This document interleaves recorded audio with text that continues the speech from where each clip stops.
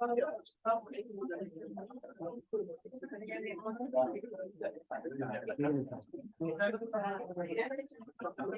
all, welcome back. Thanks for coming. So I'm Or, and I just wanted to say before we start with the session, we really tried to keep the session diverse in the scope of working on different systems, aquatic, marine, terrestrial, birds, mammals, and whatever. But I think that what strikes me as a unifying feature of all this, look on how we use data and how we use different layers, and you see it in the different studies that spatial data and interactions across scale is really, really important. And I think that this is what makes ecology challenging, because we cannot always isolate one scale, one species, one level without understanding the resources, the functions, the enemies, and also what happens in the higher level. And I think this is what unifies us maybe as a discipline, that we are very diverse in the scales. And this is what was challenging for us when trying to build the sessions, and we did what we did. I hope it's good enough. But I think this is what I would recommend you guys to take, trying to look on the common feature of all the talks. And yes, she worked on Kipodei Yam, so if I not remember the word, and he worked on and somebody else worked on reptiles, but on snakes, but you actually use the same layers and the same inputs, and sometimes even the same models. And this is, I think, why ecology is now in a really huge boost, because we have much more technologies and more covariates that we can put into the models, and much better models than we used to have.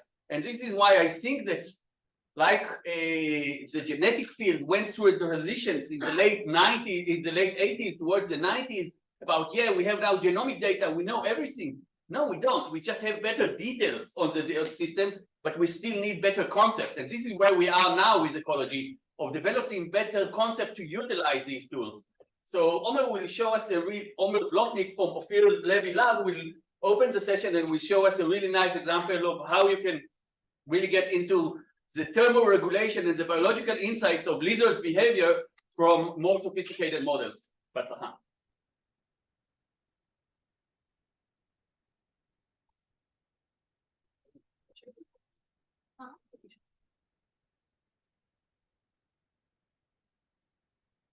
One, come in. You hear me? No? Okay, so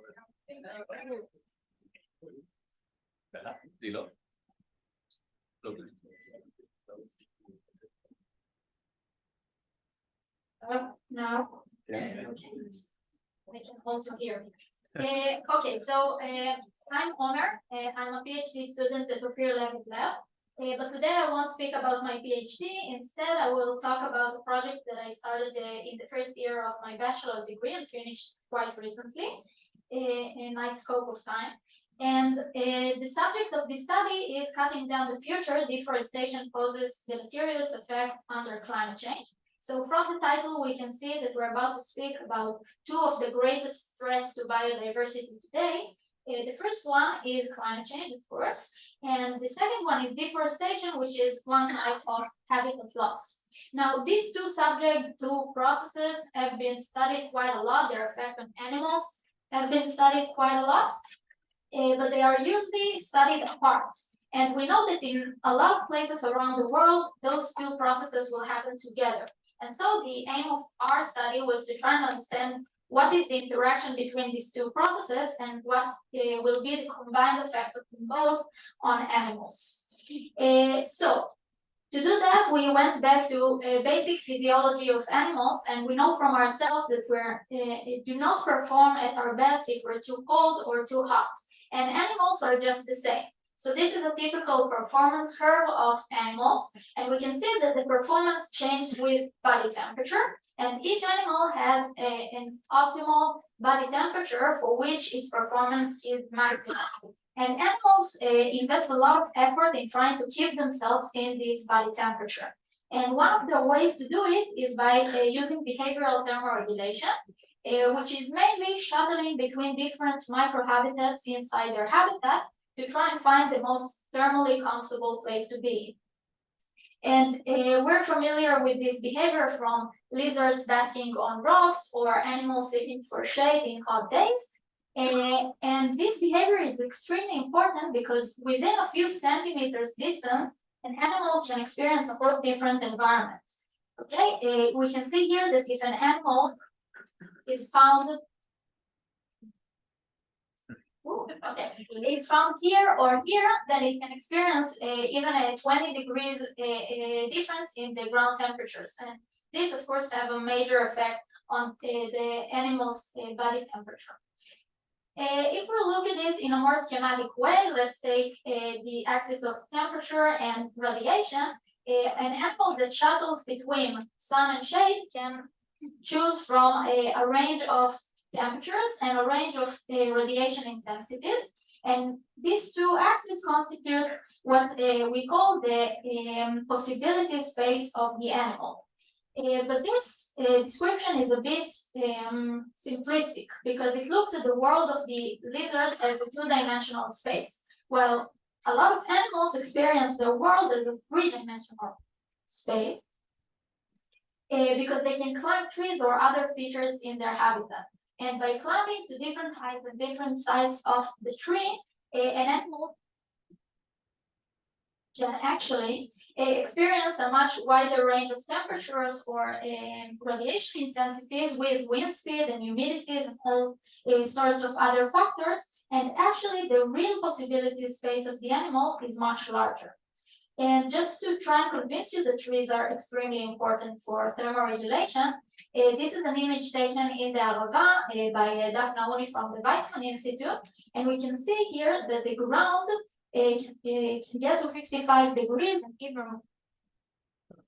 and even more than that, while the tree trunk temperature is staying between 20 and 30. So a lizard or other animal can climb on the tree to escape the extreme conditions on the ground. And in the winter, it can do exactly the opposite. The ground now is very cold, but it can climb on a tree and experience warmer conditions. So this is all good if there are trees, but we're, as humanity, doing quite a good job at diminishing areas with trees. And if we're taking the trees out, then what we actually do is we're shrinking the possibility space available for animals. And if we're talking about climate change and we're talking about warming temperatures and extreme climatic events, then we want animals to have as much possibility as possible so they can escape these extreme conditions. And if we're hurting these possibilities, we're actually preventing from animals to survive these extreme conditions. So this is what we wanted to study in this project. We wanted to see how what will be the combined effect of tree loss and climate change on animals. And to answer this big question, we split it into three smaller questions. The first one is what will be the impact of tree loss alone. The second one is what will be the impact of climate change alone. And then what will be the combined effect. And we use the biophysical model, which is a computer simulation that gets as input microclimatic data, which is climate data in a very high resolution, and ecological and physiological data on the focal animal. And as an output, what it gives us is the activity patterns of the animal, the predicted activity patterns under the given conditions. Why do we care about the activity? Because we assume that if the animal can be active, then it can forage, it can gain more energy, and therefore have more offspring. So, in fact, there is a direct connection between the number of activity hours and the population growth rate and the fate of the whole population. The focal animal that we chose, the model animal, is this North American lizard, Sceloporus undulatus, and by previous studies, we know what is the range of temperatures in which performance is maximal, and this is the range of temperatures we assume the lizard can be active on. And our virtual lizard can choose in every time step of 2 minutes in the model for a period of 20 years, it can choose between 4 different microhabitats. So it can be on the exposed ground or shaded ground, and it can also choose to climb on exposed or shaded tree trunk. So for each one of these microhabitats, our model can calculate the body temperature, and the lizard will choose to be on the microhabitat that brings it to as close as possible to the optimal body temperature. And then we can see what it chose and how much time it was active. These two microhabitats climbing the trees is what we did new and never been done before in biophysical models, and this is the question that we wanted to see how these microhabitats imply important, yes, word. We did it on the domain of North America, and all in all, we used 10,000 area cells for each one we did this simulation. So we have also spatial data with different locations with different climates. So to the results. So first we wanted to know what is the impact of tree loss. So what we did is we took climate data from the past, so we're ignoring climate change now, and we checked what will happen if trees are available against what will happen if trees are absent. And in terms of annual activity hours, how many hours during the year the lizard could have been active, this is what will happen if trees are present. So we can see a nice gradient with latitude, warmer places, we'll have populations with more activity hours available. And if we're taking out the trees, then we get this map. So we can see that there is still this gradient, but in each location, the lizard could be active for less time during the year. If we're looking only on the decrease, so now this is the difference between what will happen with or without trees, we can see that warmer places, southern ones, will be affected more. More activity hours will be lost if we're taking out the trees. So this is in general what will be the impact of tree loss. Now the question is, what will be the impact of climate change alone?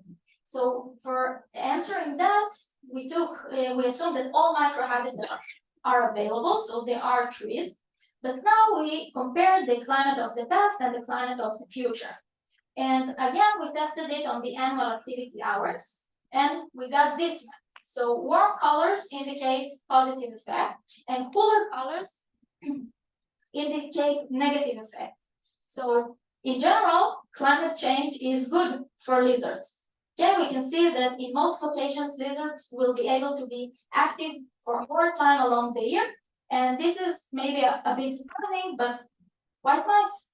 Okay, yay, there is climate change. The exception is the hottest places where sometimes it will be too hot for the animals to be active, and therefore their annual activity hours will reduce. So if we'll sum what we get till now, so tree loss is bad, climate change is good. So what happens if we mix them both together?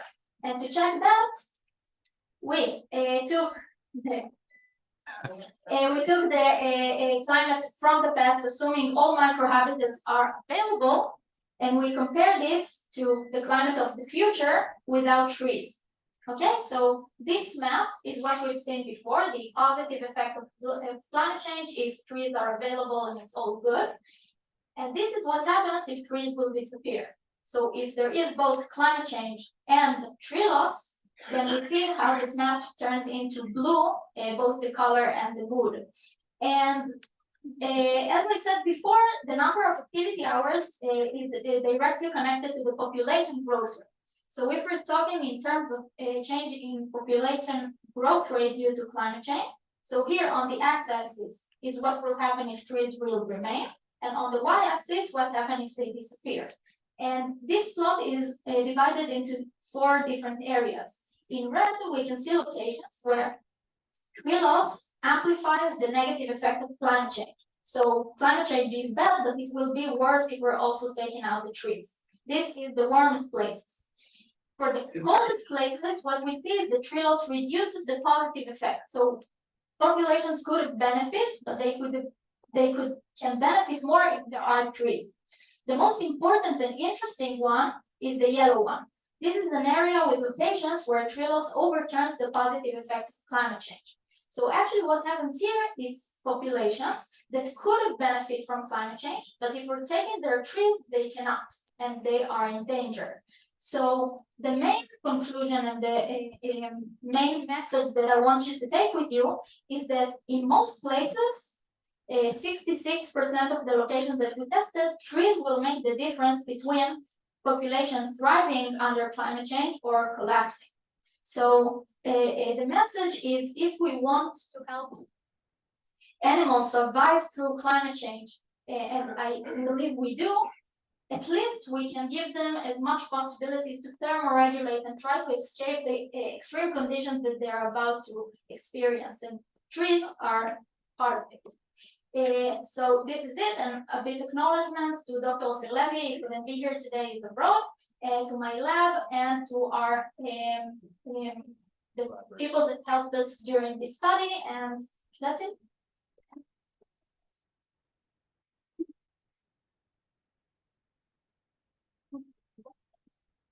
Yes or no? To what extent you really know that the lizards are utilizing the trees? If this is part of your model, or this is an assumption that if the trees will be available, they will climb and enjoy the good weather on the So we know that there are previous studies that show that they are using trees for thermoregulation, and currently we're conducting some validation work on agamas here in Israel to sort of validate this model. לבדוק מה קורה בשטחים האורבניים, ייעלמו כולם. Yeah, that's another direction that we wanted to check. If you know, למשל, הכל בטון.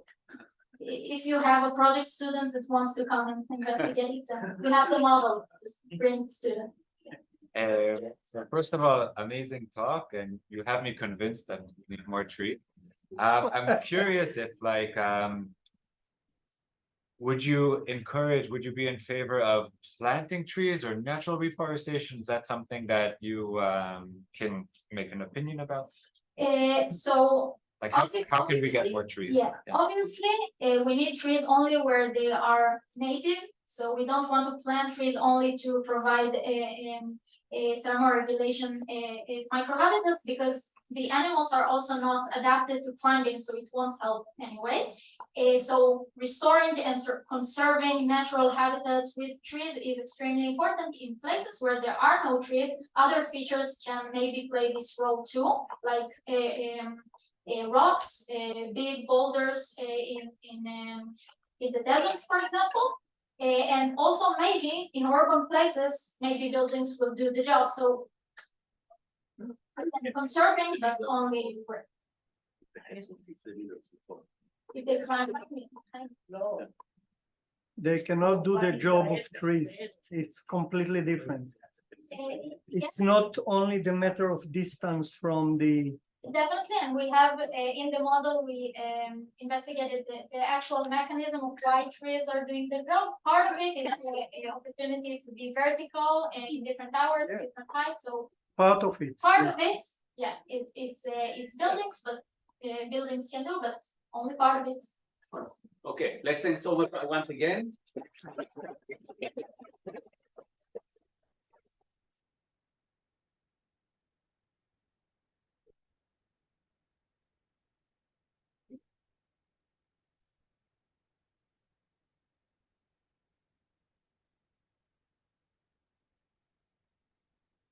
Okay, next we will have Renanel from Yoni Bellmaker's lab, and Renanel will talk about early exposures of reef fish to extreme weather events. So we are staying with the global climate change and going underwater now.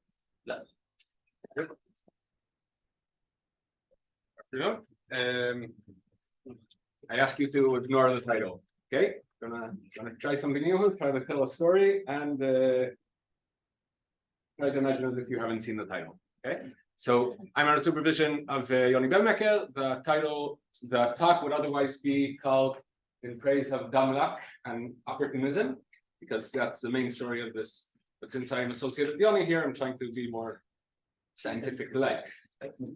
So I work on parrotfish. I've been working on parrotfish my entire PhD. They're interesting animals. They have in addition of being fascinating animals, they also have an important function that they play in maintaining health of coral reefs. Cool, good. So the main method I've used most of my project working on parrotfish was acoustic telemetry. Now, acoustic telemetry is pretty similar to what Mickey talked about with the atlas, but underwater. One of the data sets, one of the variables we're able to measure from the fish is accelerometers. You put the accelerometer inside the fish with permits, etc. And what the accelerometers give us is a mean value of the acceleration of the overall body acceleration. Right? So if you're feeding, you'll get a very high level of acceleration because all three axes are accelerating. But even if you're swimming, right, you'll still get some acceleration in this axis, zero in this axis, but it still give you some kind of signature of them being active. Okay, so we always expect a high variation of acceleration when we look at them. When they're active, the other sensor is pressure sensors, which we can interpret as depth after a few corrections. And every time the tag transmits the acceleration data or the depth data, we can monitor their behavior in their natural environment.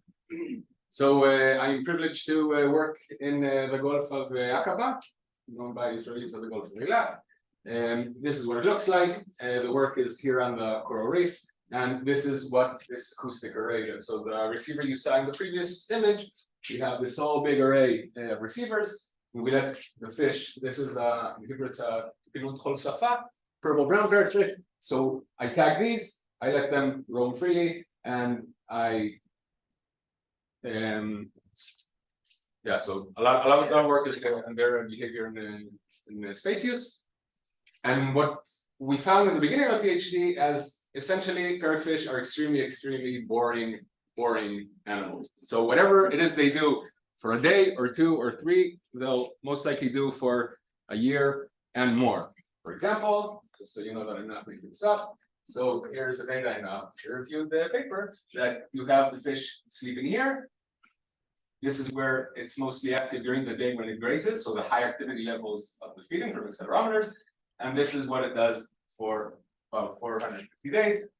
Here's another example. So they each one have a very different movement pattern, but whatever it is they do, they keep on doing the same thing over and over and over again. And there's very low. There's a very low effect of any environmental variables. We expected temperatures to change, algae, resource abundances to change throughout the year, but they keep on doing the exact same thing. When we look at the accelerometers, the activity patterns, so again, we see a very consistent. So this is an example of one of the fish you saw before. You'll see that no matter what the length of the day is, and no matter the season, their dial activity patterns are like clockwork. They become active first light, they increase their activity, this is where they feed, and then they go back to sleep. Okay, cool. Now, sleeping parrotfish will give you very low values of acceleration because, well, that's right. But most people don't accelerate while they sleep. Now, what long-term data doesn't tell us is what happens in extreme weather events. And here comes the whole climate change, and more extreme weather events are intensifying and becoming more frequent due to what? But these data, I'm trying to understand how animals behave and respond during extreme weather events is very, very rare. Well, first of all, by definition, extreme weather events are extreme and rare, so you're usually not lucky enough to be tracking animals when they happen. The other reason is that most people, unlike me, are sensible. And when big weather events, extreme weather events like storms in the Gulf of Aqaba approach, most people run to the water and extract their research equipment. If you're brazen enough to leave the equipment in the water and have a supervisor who will back you up on it, because we really, really want to know what's going to happen. So on one hand, you could look at the extreme weather events as something really bad that will have a deleterious effect on the coral reefs. But if you happen to have parrotfish with tags in them, this is your chance to see what actually happens, how they respond to it, and what happens during and after the storm. This extreme, so when you look at literature, there isn't a lot of literature on how animals respond in advance to storms. Again, just like I mentioned, but the ones that do show a very short response time. Okay, so between 6 to 24 hours. Well, it depends if you ask if it's short or not, but they find that animals can respond preemptively to storms up to about 24 hours in advance, and they're often associated with specific cues that are features of the storm that the animals can sense and move around them or seek shelter. Now, our extreme weather event, say ours, the extreme weather event happened in March 2020. Extreme would be an understatement even for such a storm.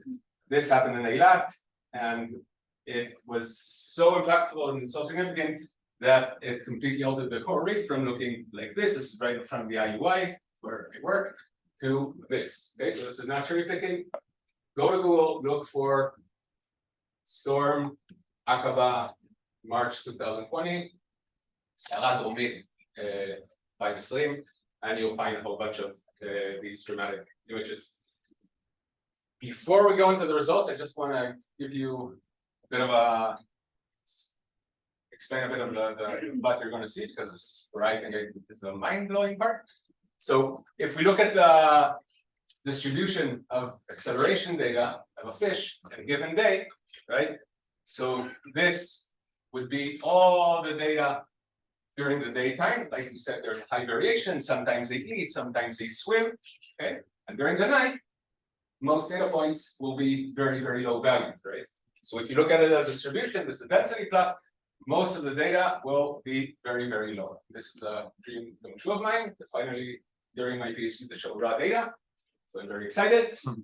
And if you, so this is one day for example, as an example, and if you look at the next day, right, going upwards, you'll see expected and normal behavior. Yes, all good? You understood that part? Cool. 3, 2, 1. So this is an example of one fish. These are days before the storm. Okay. This is the earliest warning issued by the Meteorological Service of Israel of high winds, possibly indicating a storm. This is the acceleration during the day, and this is the acceleration during the night. Okay, so this is day -10. They increase their activity here. They somewhat behave normally again, but then after that, 7 days before the storm, up to the storm itself, they're essentially deprived of any sleep-like behavior altogether. Now, just to clarify, on this day, I was still standing knee-deep in the water in Eilat, because the sea looked fine. And I was still contemplating going in the water. Should I take the equipment out? Should I go out? So when you look at it from the land, the sea looks amazing. It's still flat. Those of you who are familiar with Eilat, a day or two before, the weather is amazing, right? Even when a storm is approaching. And this fish has completely gone bonkers for over a week, right? If you look at all the fish, so I have 8 fish during this time, all transmitting data at 45-second interval. So you look at the daytime activity, again, high variation as expected.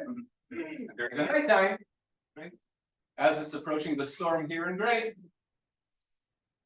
all their dial patterns that are highly, highly consistent, because you can say that because we've been tracking them for years, goes out the window. Okay, now since this is a PhD conference, right? So many of you are rightfully maybe rolling their eyes and saying, well, we know there's a storm here, they're acting crazy. Of course, that you're relating this to that because it works nice and it's going to be published. So why not? So we had to throw some statistics into the mix. And we used change point analysis, where essentially what you do is you give the algorithm, it's a really, really cool tool, by the way.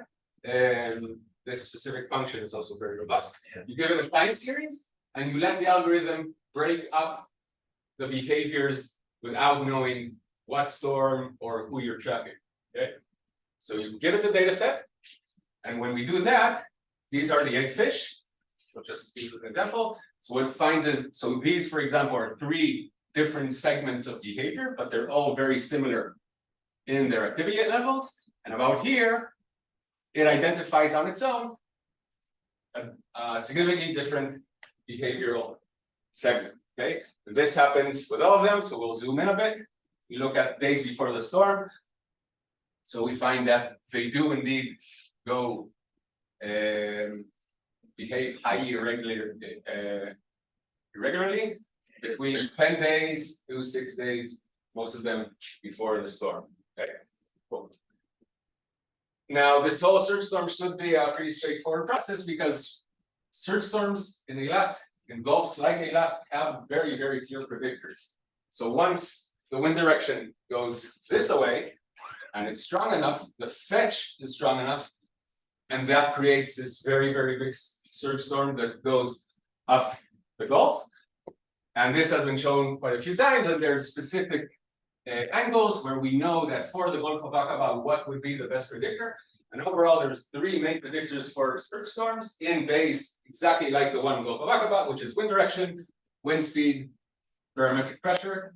We look at each and every one of them, and there is no change in each of the variables at the time where fish start losing it. Okay. Lots of words, I'm not sure how to call it yet. So we also looked at sea level, maybe because it's a surge storm, so it pushes a big volume of water up the coast. We also looked at sea level and nothing. We thought perhaps we're missing something, right? Because we can't really look at all the variables at the same time together. So we ran a PCA analysis to run an ordination where each date has its unique environmental conditions to see maybe if you put all these variables together, the days where they react are indeed different. We're just not able to see it with my limited brain. And this is what it looks like. So this is a storm way off the chart as expected. These are the days before. Mind you that there's a ordinary regular day hiding beneath. And these are the days where most fish are completely deprived of sleep and are continuously active for days and days on end. Okay. So summarize, the data enabled us a first glimpse of fish behavior during these storms that do cause a lot of loss of life in humans and in infrastructure and in fish. I don't want to be Pollyannish about it. I don't want to make light of the storm, great, this terrible thing, we could get excellent data. But I guess it's like Tal, I think. If we lose, Tal who spoke earlier, Tal us, right? If we lose civil rights, if it's happening anyway, you might as well see how it affects the bias in sampling reptiles, because it's already happening, right?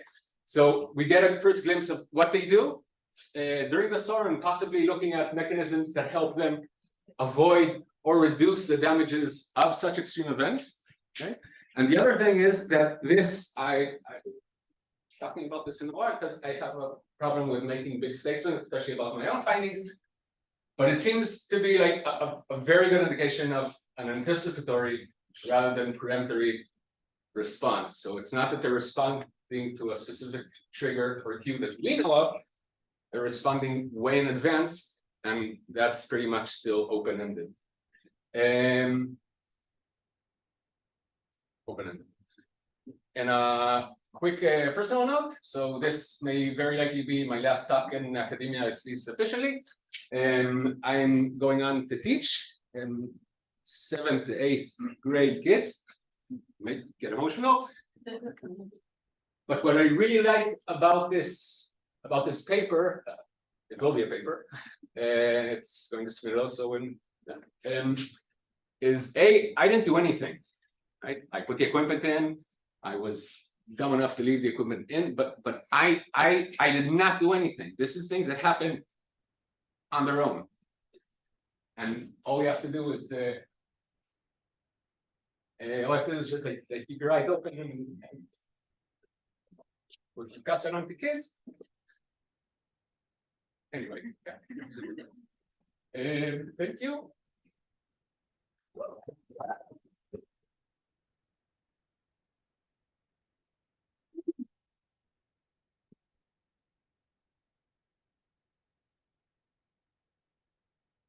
Questions? Yeah. Yay, questions. And critique, please. Yes. Oh, are you supposed to say?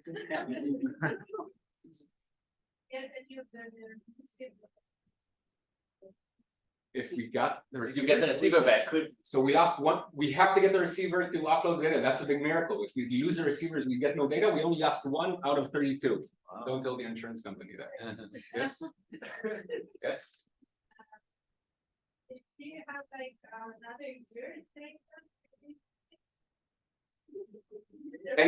Thank you.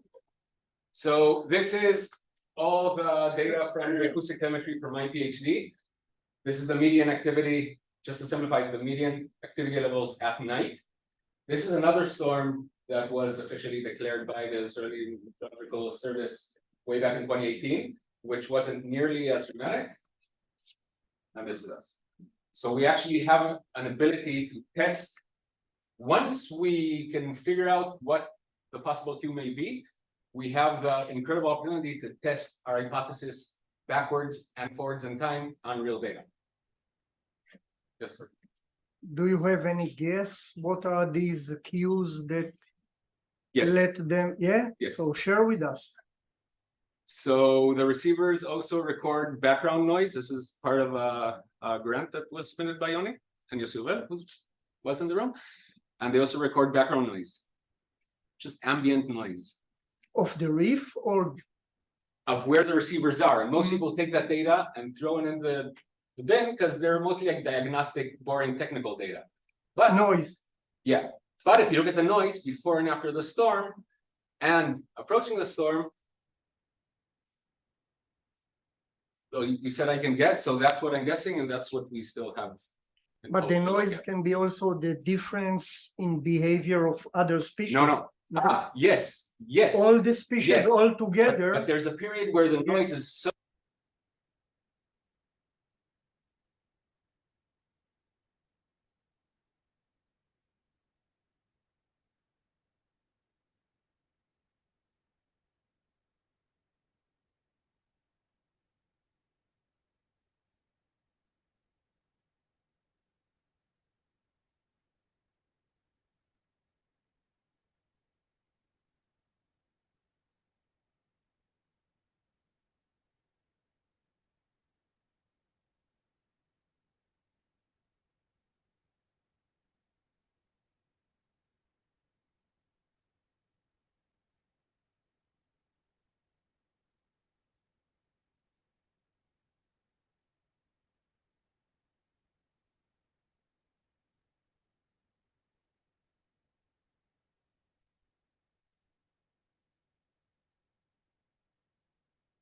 Yeah, so I'm Shai, it's also my name. I'm gonna present an overview of my full PhD, hopefully. Some of the things I will only have, time is limited, so we'll be kind of brief. So if you have any questions, I would be, about anything in particular, I would be delighted to answer. So I'm supervised by Marcelo, with the supervision of Dr. Clarin Pascal from Ben Gurion University and Dr. Aliaga from Volcani. On a personal note, it's like, it feels pretty good. I did my master's in behavioral biology, ecology, and I kind of strayed off of it to more remote sensing and spatial stuff. So it's good to be in a room of biologists, and I really enjoyed all the talks so far. So thank you. Okay. So grazing. So why is that interesting? So rangelands areas used for feeding livestock, arguably are the most area extensive agricultural practice on the planet. If you ask me personally, I think the future lies in like cultured meats and stuff like that. But as people phrased before, like so it's already happening. So let's make the best of it, right? So if we talk about how to optimize grazing, we want to reduce greenhouse gas emissions. Grazing, overgrazing also in concentrated points creates contamination. Grazing shifts the plant species composition.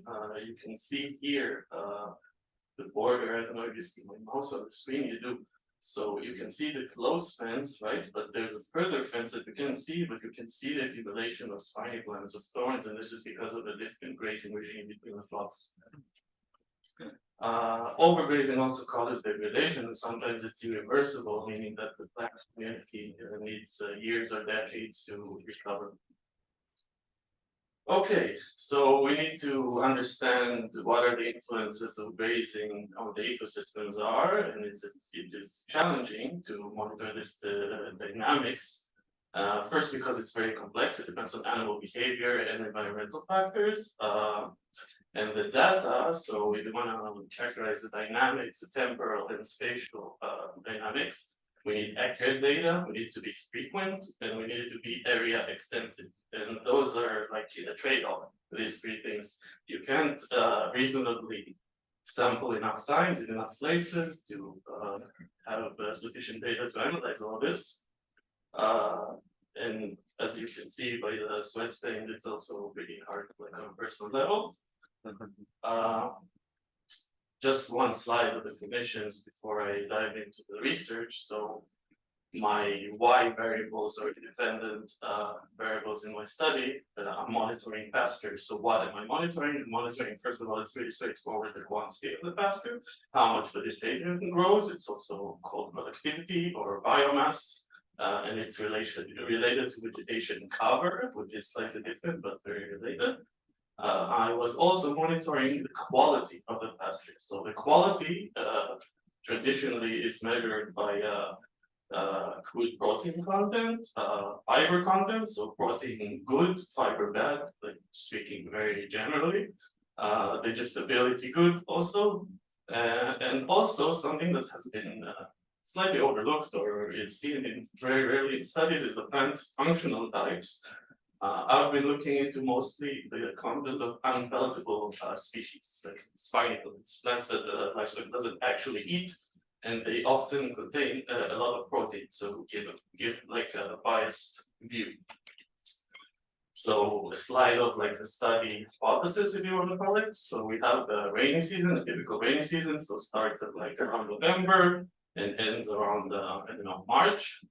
So if we look at the trend of biomass, we would see the biomass growing, particularly after the concentrated rain, reaching a peak, and then during plant senescence, plants get dry, biomass decreases. If we look at quality shown in yellow, we see a different trend. So the assumption is younger plants contain high abundance of protein, high protein content, like from the seeds.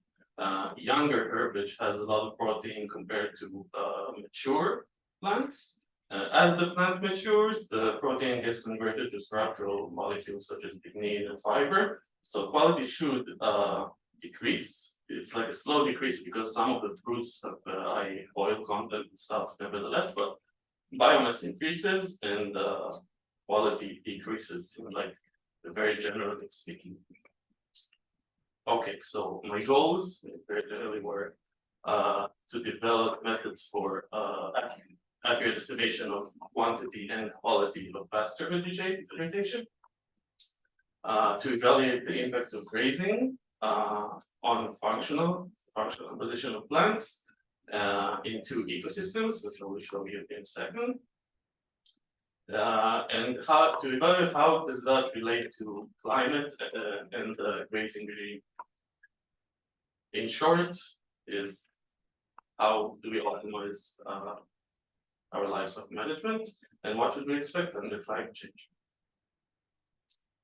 So the two study sites we've worked at are the Ecology study site located north, just north of the Kinneret, and Megda research sites. These are both study sites that have had controlled grazing for decades, and plots with controlled grazing pressures. The northern site obviously has more precipitation, the Mediterranean climate, and then southern is semi-arid. Each site has three plots, a control plot with no grazing whatsoever, a moderately grazed plot, and an intensively grazed plot with roughly twice as many animal units per area. So we visited each of these sites 5 times over 2 years, alternating between winter and spring, so mid-growth and peak growth, collecting between 60 and 70 samples per event, so talking about hundreds of vegetation samples collected. Each sample geolocated with a RTK, real-time kinematic GPS, so can be referenced to spatial satellite data. These are like pictures of like field of plots, so the semi-arid site down south is very homogeneous, looks like a sown field, flat and homogeneous, like you said. The Kredesh at the northern side is like a very rocky terrain, very rough, lots of spiny plants. And if we have drone imagery of the area, you might as well show you, because one, it's really cool, and second, you can see the fence plot that is forbidden from grazing. You can see with your eyes how it impacts the vegetation. I also want to show you how heterogeneous this space is. So people are talking about how challenging it is to monitor animals because they keep moving, and what is the habitat and what is outside. So one would expect that monitoring plants in this context is an advantage because they're immobile. But this area is so patchy. If you take a picture of this area twice in a row, year after year, the vegetation actually is not in the same spot anymore. So this was a challenge of the current research, and I'll show you how we overcame this. Okay. Next, please. Thank you. So the goal is to overcome impossibly laborious fieldwork, and first stage to do that is to do the possibly laborious fieldwork, which is what we did. We collected lots of samples, harvested above ground vegetation, geolocated it with the GPS, brought it to the lab, manually sorted it into 4 functional groups: legumes, forbs, thistles, and grasses. And before each sampling event, we took an image, a drone survey of the entire plot to overcome the bridge the counting resolution. So I wanted to optimally map everything using the satellite, which is freely available over extensive areas, right? But the satellite pixels are much larger. They are 5 by 5 meters, and in these heterogeneous areas, it means you can't monitor in like simple indices like NDVI, people know, or stuff that people usually in large scale remote sensing. So we use drone imagery, single centimeter resolution, very nice products that I will show you in a second. Just a word about the quality. So we said pasture quality is composed of the fiber, digestibility, and protein, and also the functional types. So these are like the 4 usual suspects of plants that I found out of each group. So in order to get like a clear look about all these variables that are kind of confusing and contradicting, sometimes we developed an index approach to this, like a scoring index based on principal component analysis, and each attribute is given either less is better or more is better, like it's fiber bad, protein good, thistles bad. And each sample can be given a pasture quality index of PQI. We borrowed this approach from soil quality, which is also complex and composed of many attributes. So you get a number between 0 and 1, 0 bad, 1 good, 1 good. And this is a new approach to pasture that hasn't been done quite like that yet. So the satellite I used for most of the time was the Venus satellite. It's an Israeli-French corporation. 12 spectral bands, 12 channels, 5 by 5 meter per pixel, which is very impressive for a satellite. 2-day revisit time. So lots of data. In order to bridge the gap of resolution, we use drone surveys which produce like about 20 centimeters per pixel resolution, super fine. This can be made to use a digital surface model, which give you the topography, also orthophotos, which are aligned maps, images in the right scale, and 3D models of the area.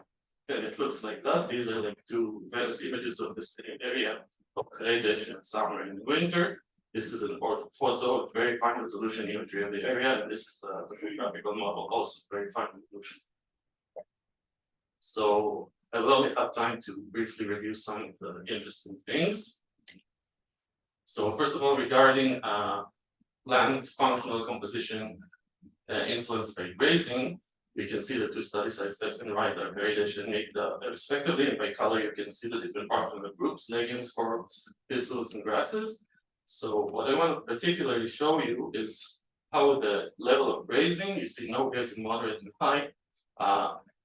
During spring, when we visited during spring, sometimes most of the biomass was composed out of unpalatable species, like flats that the cattle, the livestock, but doesn't actually eat.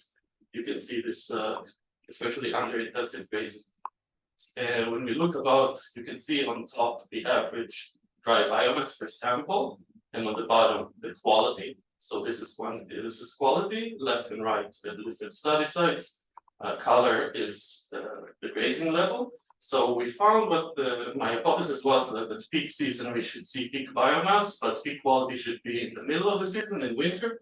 And this is sort of what we see. Biomass fluctuates up and down spring to winter, and quality fluctuates down and up in the opposite trend. Also, an interesting note is if you look at quality, intermediate level of grazing, moderate level of grazing usually produces the highest quality. So I said younger herbage contains more protein and less fiber. This can also be achieved by applying grazing. The cattle eats the plants and they remain younger, and therefore the quantity is maintained higher, and there is publications about that in the literature. Cool stuff for remote sensing, because people here are biologists, so I wanted to show. So this is an orthophoto, a very high resolution map of the Kadesh, what I showed in the video. This is a classified map, super accurate. You can just count the surface cover.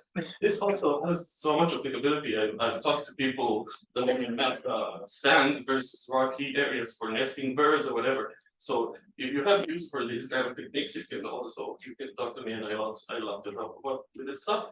So in order to bridge the gap of resolutions, you can see a satellite image zoomed in. You can see the limit of ability to see anything like this. The pixels are a little bit blurry, but in the drone you can see much more details. And we use the drone classified map to create a vegetation binary map. Is this vegetation or not? And we use this map to omit noisy satellite pixels, which improved the correlation a lot. And the goal of this whole thing was to generate these. These are quantity and quality maps. So you can see the satellite raw image, a biomass prediction map, and a quality prediction map in winter and in spring. And I can apply a series of satellite images now and watch dynamics. This was a lot of work. Okay. So to summarize everything, we developed a new method, like a hybrid drone satellite method to estimate biomass, to estimate faster, both biomass and quality using machine learning with support vector regression. We used that is very technical. We use this hybrid omission of the 50% threshold for vegetation to improve the correlation. We introduced a new statistical index for pasture quality, which is very good for within-site comparisons. And now we have a high spatial temporal resolution. So both in space and time to monitor pasture quality and quantity. We have this nice publication published about a year ago about the biomass mapping shtick. And this is about the pasture quality shtick. We are hoping this should be published in like a month or two, maybe. We're submitting after other revisions right now. So fingers crossed. The current work is using this power to harness this remote sensing power, the spatial temporal, to monitor pasture quantity and quality of time series in relation to precipitation. This is what I'm doing right now. So just to tease, so So you can see these peaks in biomass, they do not correspond to the annual cumulative precipitation, but they might be related to the spread. Like these precipitation patterns are more spread out across the season, and then that might be the reason it kind of ran out of time. So these are a little more topographical and spatial attributes that we want to relate to best quantitative qualitative spatial. That's something we want to thank all the funding and collaborators from the different study sites and all the students that's been helping, and I would love to answer any questions that you have.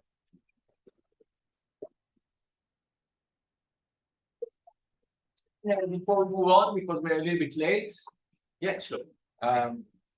Great talk, thank you. I'm wondering about the applicability, like if I was, let's say, hypothetically doing a study on trophic cascades, right? And I wanted to compare the vegetation between different areas that have different animals living in them, would your methods be applicable for that, like at that scale?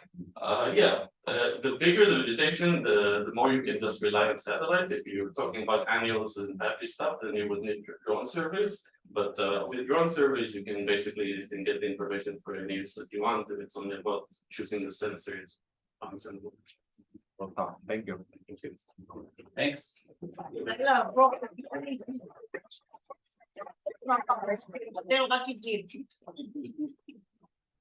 Next we will have Doron Ashkenazi from Victor Abelson's lab. Yeah.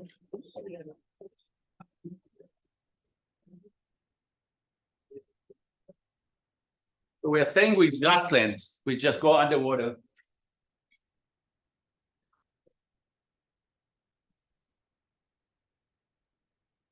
איך אני הולך קדימה בחומר הזה?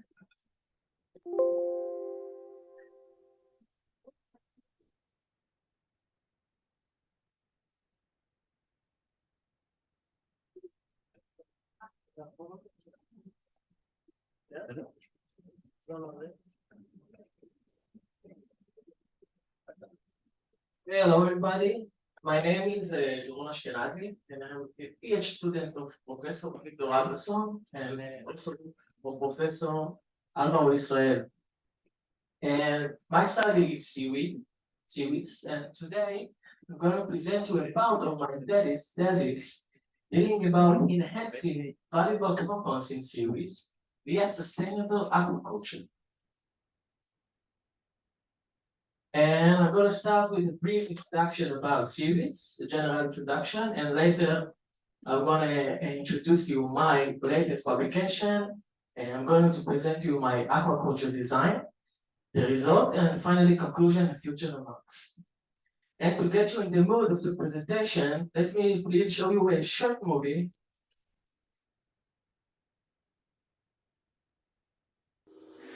You're looking at a climate hero. Food, fertilizer, plastic. This green machine can do it all. We're on the verge of a revolution. It even sucks CO2 out of the atmosphere and reduces the methane in cow burps. Oh, and you have it to thank for all life on Earth. So what are you looking at? It's algae, 3.5 billion years old, and we're only just figuring out its potential.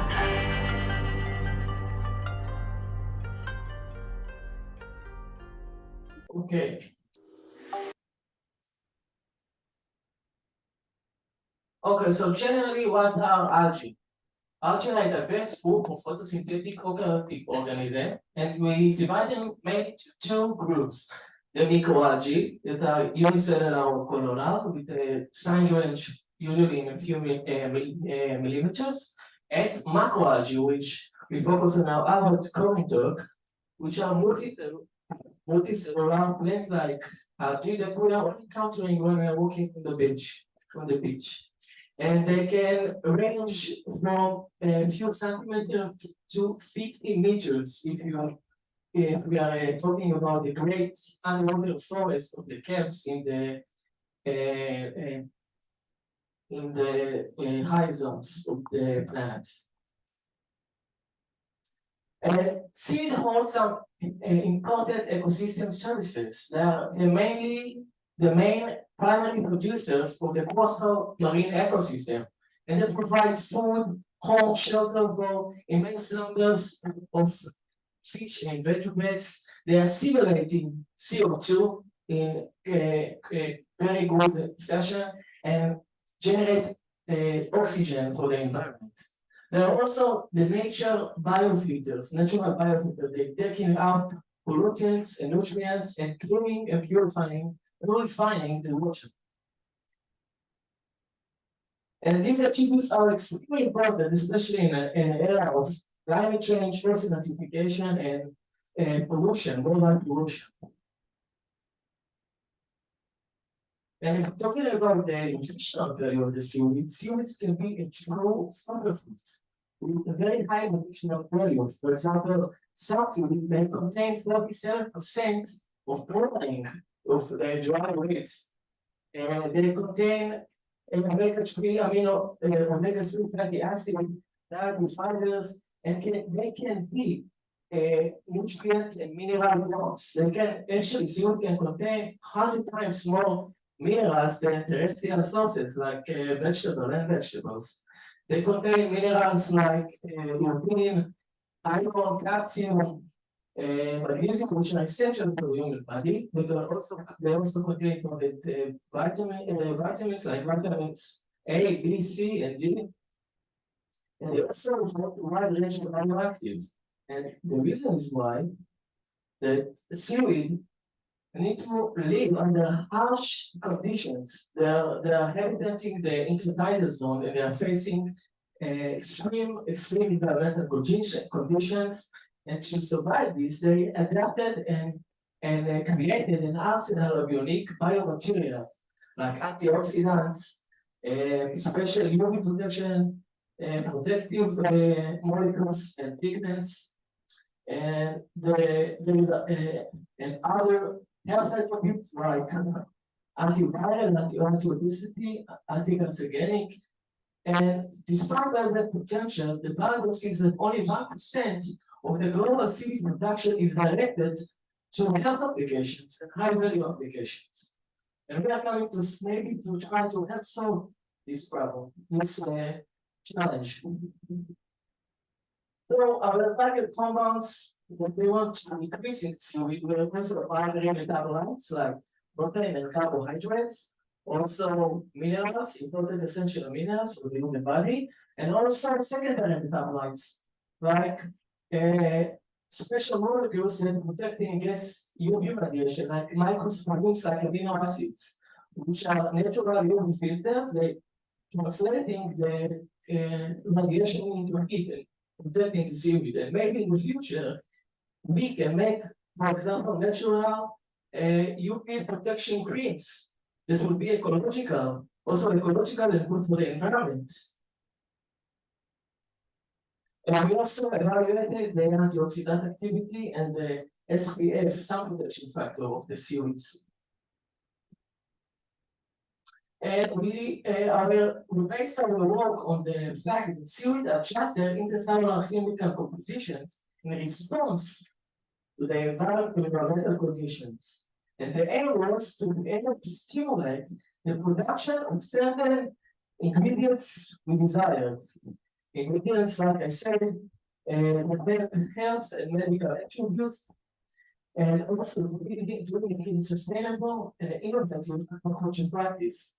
And we use an approach that is called INTA, stands for Integrated Management Aquaculture. This approach is coming to minimize the negative effect of monoculture, which is done in the Western, most of the Western world.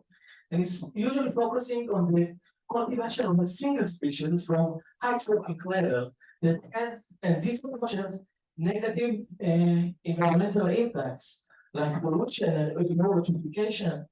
And the IOTA approach is coming to minimize those negative effects by advocating the integration of other species from another trophic levels, assimilating species. Like, for example, the seaweed that we focus on our work, they're taking up the dissolved inorganic nutrients from the water.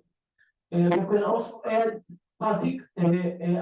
other assimilating organisms like filter features, such as scallops and mussels, And also deposit will clean up the ground like sea cucumbers and sea urchins. So they want to create and bring back the ecological balance to the cultural site of the farm site.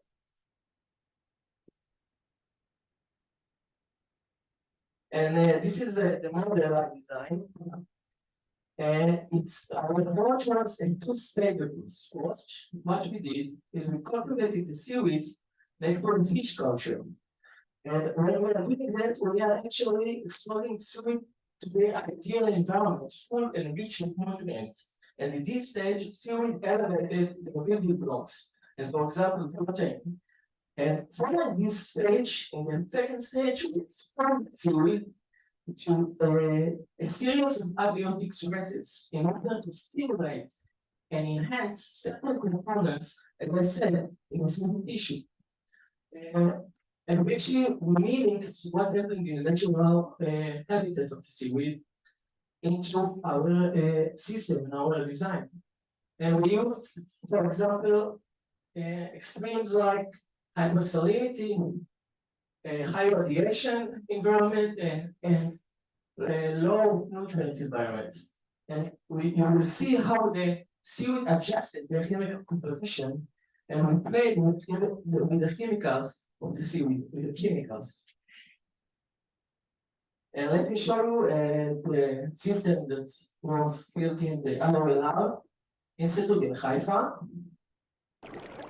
You can relax and enjoy the music, it's enjoy the music. It's a land-based outdoor system. It is. The first one comes from the beach, become the fish tank. It's also commonly known as this fish.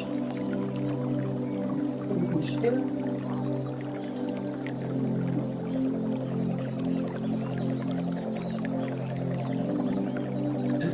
The series of the gravity, the series of measurements.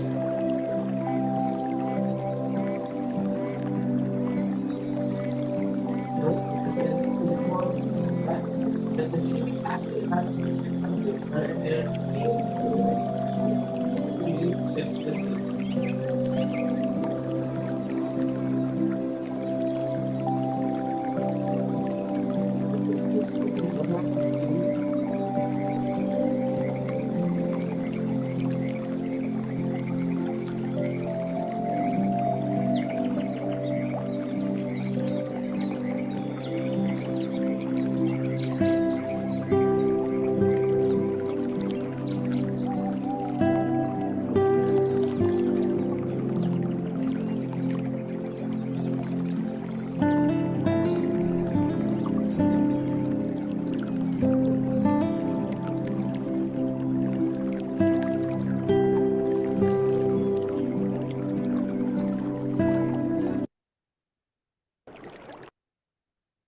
and the result will impress you.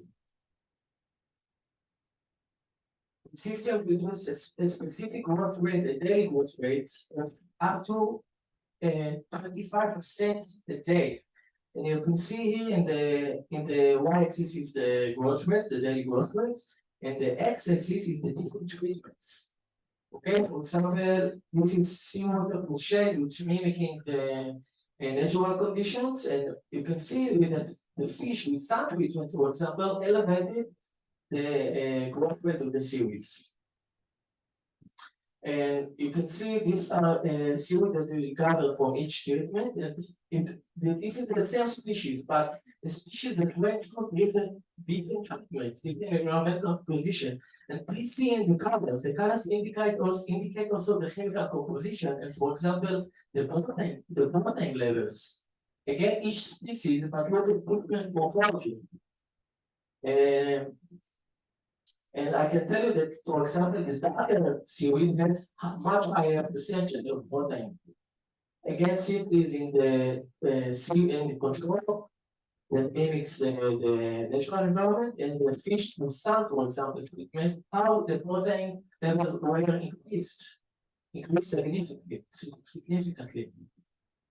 Again, you can see a series of the same species and different treatments. We also kept high nutrient uptake. The seaweed took up to 75% of the pollutants from the water, from the fish effluent. And in the previous work, we also got 100% of nutrient uptake efficiency. We did it by playing with the dynamics of the seaweed versus fish ratios. And you can, if you play it right, you can achieve also 100% purification.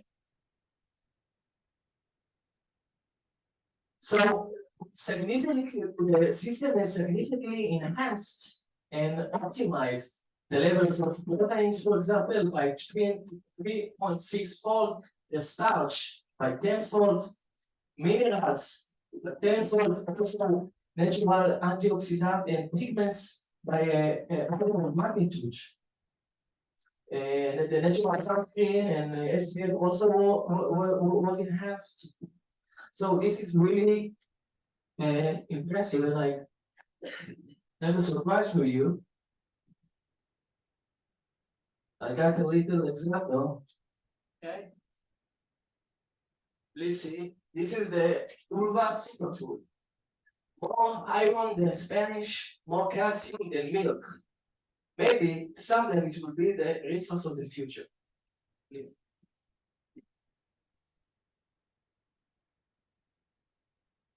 In conclusion, I've been able to develop an original and practical cultivation approach that dramatically increased the level of healthy, nutritional, and bioactive compounds in the seaweed tissues.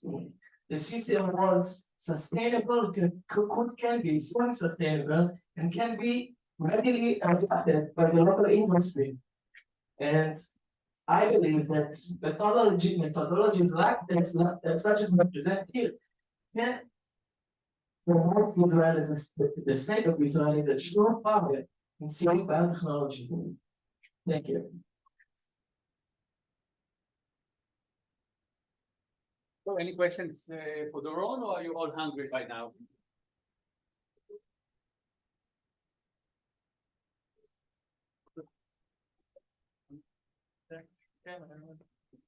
So it's amazing what an effect the treatment can have. Really remarkable. You happen to know what specifically? Yes. Each treatment tunnels the seaweed profile to different direction, and each direction can be used for different application. Health application or food application, for example. We have been able to show how to elevate each ingredient separately. And for example, a farmer, owner, or entrepreneur can choose how to cultivate his seaweed according to his needs. So this is what's special about our approach. Okay, let's thank Doron again because we're a little bit behind schedule. Now we will have Tom Orav from Michael Lang's lab, and she will show us that some communities we don't even know the basics, and we still have to learn that. And she will talk about sponge.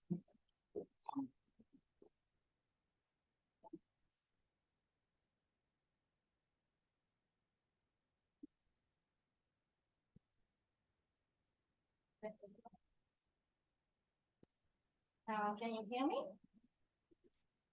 Fine? Okay. So, not so much. Now? Okay. So, as understand, my name is Tom. I'm a student in Michaelan's lab, and I'm going to talk today about mesophotic sponge ground and their connectivity patterns. So, those of you who don't know them yet, okay. So those of you who don't know them yet, I want to introduce you and a wonderful phylum, Porifera or sponges. They're considered to be the most ancient animals on Earth. They're abundant in all oceans, in all altitudes, and in all depths, mostly on rocky substrates. And their sizes ranging from few millimeters to few meters. And they can build complex structures, so they consider to be habitat engineers. They fit in by filter particles from the water column, so they are considered to be, so they are important for the benthic pelagic atolls, and they serve as hosts for a lot of micro and macro symbionts that live inside of them and around them and on top of them. In the world, there are more than 9,500 known species. And in the Mediterranean is home for about 9% of it. It's a lot considered that the Mediterranean sea area is about 1% from the whole global sea area. And also there is a very high percentage of endemism over there. These are a typical pictures from the Israeli coast. And in the shallow water, you can see here that most of the coverage is by algae. And the sponges there are they are smaller and they are like in patches. As long as we're going deeper, it's getting richer and also diverse. And the maximum richness and divergence that have been found is around 85 meters. Over a decade ago, sponge grounds have been found in the Israeli coast, and it's an amazing areas. You can impress from these pictures. Most of the colors that you see here are actually sponges, and we call it sponge grounds because more than 80% of the leaf coverage are sponges.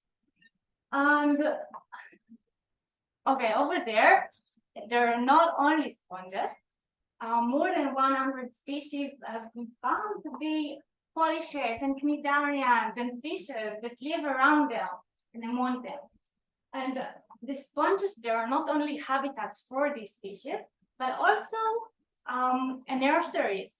Here you can see some examples for that. For example, here you can see a clutch of cuttlefish that stays attached to a sponge. And all of the mentioned leads to the idea that these areas are biodiversity hotspots. And these areas are between the depths from 80 meters to 130. And these areas, this depth called the mesophotic depths. And in mesophotic depths are the lower half of the photic depth. And the conditions are stable, like low lighting and low nutrient supply and low temperature. And because it's far from land and from surface, so it's also far from anthropogenic hazard. And there are some sponge species that were documented in the shallow areas, and they are common in the mesophotic sponge ground. But these pairs, they are absent from there. And Dr. Taliban found that the reason for that is because of the increasing of the temperatures. And this leads to the idea that maybe the mesophotic sponge grounds will serve as refuge for species who might not survive in the shallow areas. And the deep refuge hypothesis mostly examined already by on coral. And the criteria for a place to be a refuge are first, the communities in it supposed to overlap with another communities. Secondly, supposed to be their reproductive feasibility. And the third one is connectivity. And this is the only thing that is like the gap of knowledge of our sponge ground. We don't know the connectivity patterns there. Connectivity defined as gene transfer between populations or communities in a geographical area. And it depends on the dispersal ability of the animal. So in the case of sponges, the dispersal stage are larvae. And larvae dispersal depend firstly on their physiology, secondly on the current and the oceanographic properties, and the last thing is the substrate and the chances for the larvae to settle down. In order to examine the connectivity patterns, one of my research models are this beautiful sponge, Xinella polypoides. And according to the criteria for a refuge, so firstly, they are common along all the depth range between 25 to 130 meters. In the mesophotic sponge ground, they are bigger and denser, which is also cool. It also has been found that in the mesophotic sponge ground, their reproductive visibility is higher, and it's all year round. And still unknown what about their connectivity patterns. So my aims of my research are firstly to assess the gene flow between and within Accinella polypoides population and see if it varies by the depth range and the distance. In order to do so, we sampled with ROVs and by diving sponge samples, and we did it in 4 sites along the Israeli shore. And in each site, in 3 depths, 25, 40, and 100 meters.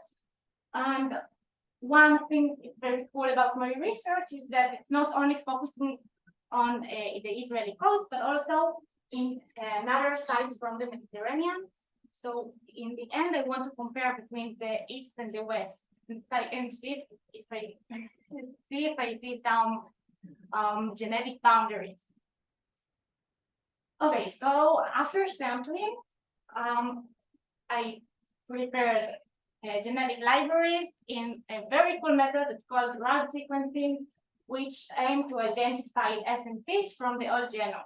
SNPs is basically the differences between individuals from same species, and it has high resolution because it's based on many SNPs and on the whole genome. And it's already been examined on sponges, and they use it on sponges. It's considered cost-effective compared to other molecular methods, and also no reference genome is needed, which is good for me because sponges don't have one. My preliminary results based on 133 samples of Accinella polypoides and on almost 17,500 SNPs. And this graph is phylogenetic tree based on nadir join method. Each line represents a sample, and it's colored by the population source of the sample. So I know it's small and you can't really see the details, but the main separation that I saw is that in the upper graph, we can see the shallow populations, and in the bottom, we can see the mesophotic population. But there are some mixed, like here, I can see that there are, and I hope that you can see too, that there are like mixing of the colors. And also, if you will look at the pink population, it's Epstelia mesophotic, and you can see it separates for 2, here and there. So this indicates about connectivity, this mixture. And when I looked at the FSPs, the genetic differentiation among them, it was so low that according to the literature, I actually could consider all the populations as one. So overall, and so far, I found a very low genetic differentiation among these populations, and it could be explained by abiotic factors like the current in the sea or the rocky substrate between them. But I want to say that it is very important to protect areas where high connectivity among these populations is found, because maybe in the future, when the conditions will allow it, these areas could serve as larvae source for these species that might not survive due to anthropogenic hazards. And that's it. Thank you.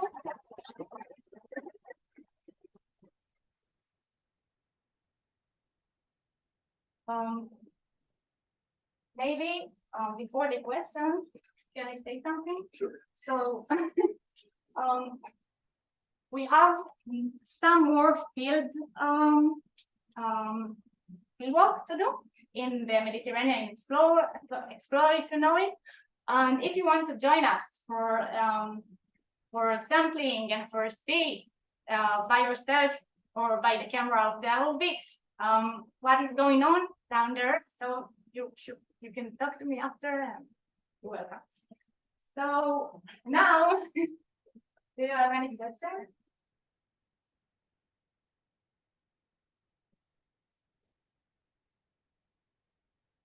Questions, Tom? Out of this 17,000 plus, how many are positive? Great, that's a nice question. These FNPs are about less than a half from the original FNP that forms from the metal. It was filtered by the manual method. It's like the manual stick. And I mean, my next step is to filter it more sweetly. And then I will rely on less FTP, but more reliable. So I have a question about the FST. So you see connectivities, do you have any mechanism or do you have any hypothesis? How do they maintain it, like across these long distances? Is it propagable that they travel, or how do they do it? Okay, so they not travel because it's sponges. No, of course, but yeah, the yeah. propagals. I think that this is one of my goals, is still like a pattern or connectivity pattern or genetic direction. And it's very difficult because the area is very small. This is why I want to rely on more samples and outgroups from the other places in the Mediterranean, and then maybe I will get any clue for that. But for my opinion, I think that if I will see something, it's like it will be north directed according to the main current in the Israeli coast. But Cool. Thank you. Any other questions?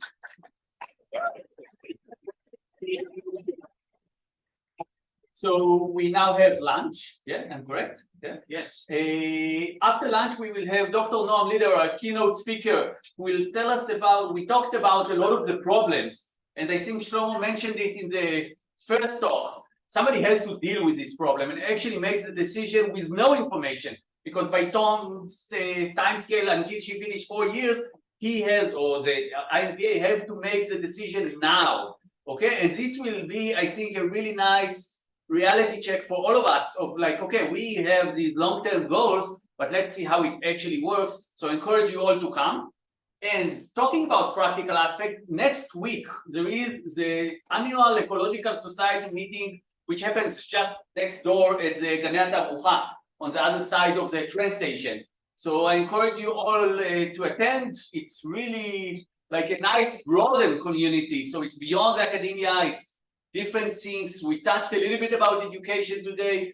There are some applied aspects, ministries, government agencies. So it's a nice thing, especially for you, those of you who are now about to finish and should start thinking about the next step. I think this is a good platform to be, at least locally in Israel, to know people like, okay, this is a ministry, this is, networking with beyond the academic community.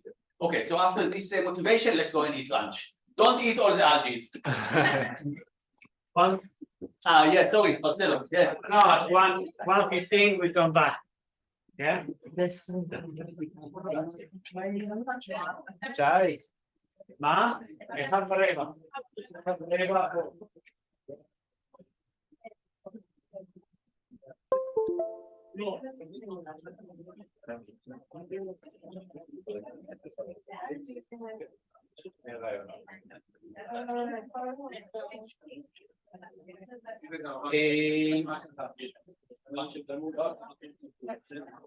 עידית לא הבין את ההרצאה. טוב. כן.